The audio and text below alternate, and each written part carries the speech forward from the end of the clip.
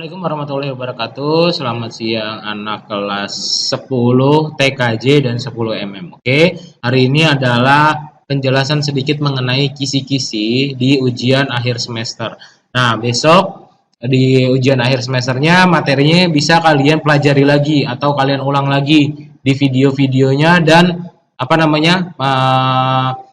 ringkasan-ringkasannya kalian yang sudah kalian catat dan bisa kalian pelajari, atau kalau misalnya kalian kurang puas, bisa kalian tanyakan ke saya tentang materi dari komputer dan jaringan dasar.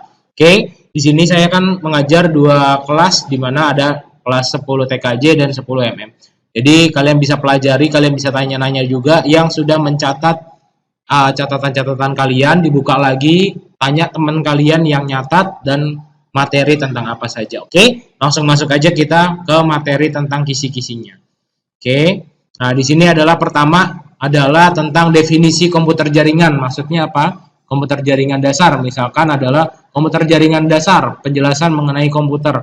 Komputer adalah sebuah perangkat di mana kita bisa mengolah sebuah data, maksudnya begitu.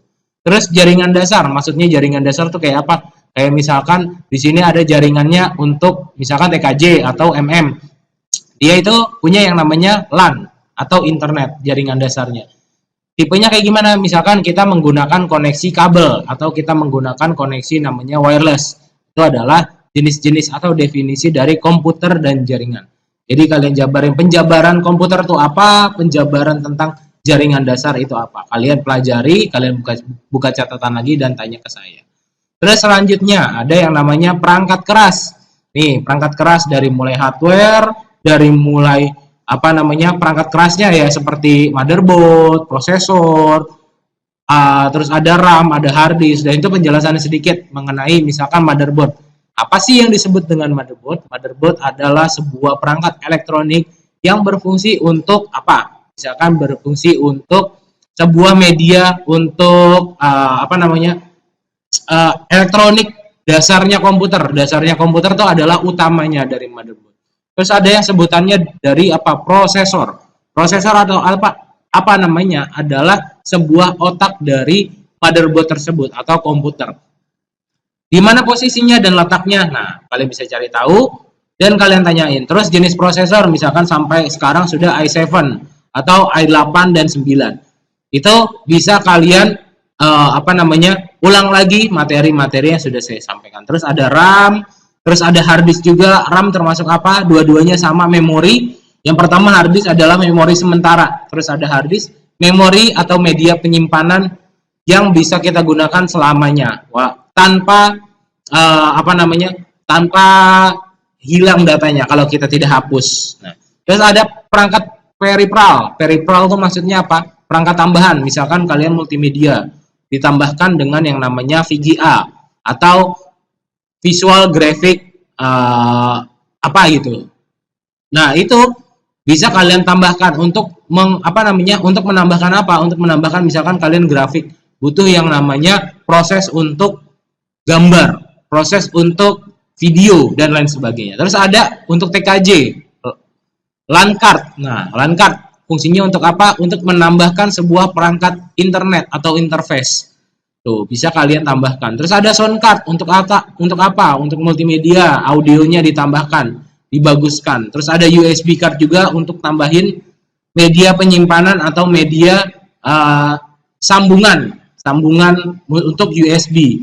Terus ada apalagi? Selanjutnya ada input output komputer. Next, selanjutnya selanjutnya ada perangkat lunak. Perangkat lunaknya contoh apa? Sistem operasi komputer. SO, terus ada application, terus ada yang selanjutnya aplikasi keamanan komputer. Nah, itu ada beberapa jenisnya. Terus ada lagi yang namanya driver. Driver bukan itu ya, bukan supir, tapi drivernya untuk komputer sendiri. Terus ada namanya CMOS atau baterai yang kemarin sudah saya jelaskan di tatap muka. Baterai CMOS itu bentuknya kayak gimana? Definisi dari CMOS itu apa? Fungsinya dari baterai CMOS itu apa? Terus yang selanjutnya ada BIOS, Basic Input Output System. Untuk apa? Untuk mengetahui inputannya apa, outputnya apa, dan perangkat-perangkat yang terhubung pada motherboard. Oke. Next, yang selanjutnya ada kemarin penginstalan beberapa penginstalan, contohnya ada sistem operasi, kita menggunakan operasi Windows, terus ada driver komputer.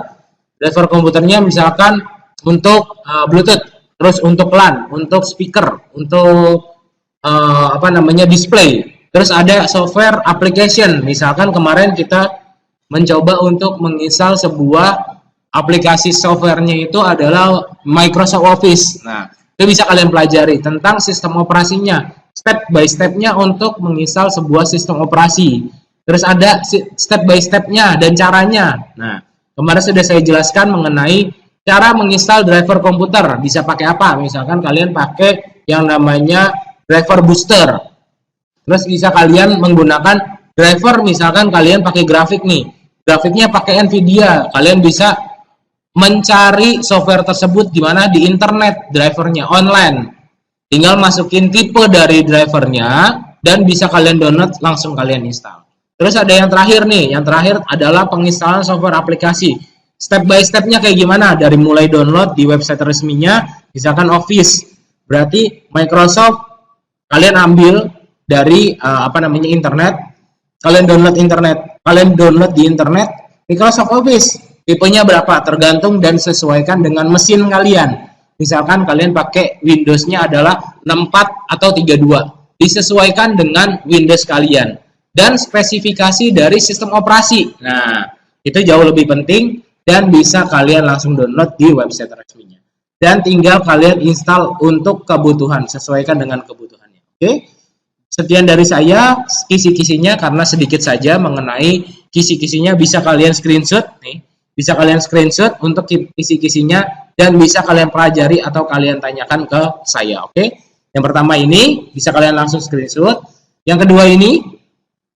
Terus yang selanjutnya ini. Oke, dari saya cukup sekian itu saja. Pelajari dengan baik materi-materi yang sudah saya sampaikan. Kalau ada yang kurang paham, kalian bisa tanyakan ke saya. Dan soalnya semua mengacu pada kisi-kisi ini. Jadi sebagian besar mengacu dari kisi-kisi ini, tidak melenceng dari yang lain. Oke, dari saya cukup sekian itu saja. Belajar dengan baik, belajar dengan giat untuk mendapatkan nilai UAS yang bagus. Oke. Dari saya cukup sekian itu saja. Terima kasih. Assalamualaikum warahmatullahi wabarakatuh. Selamat siang.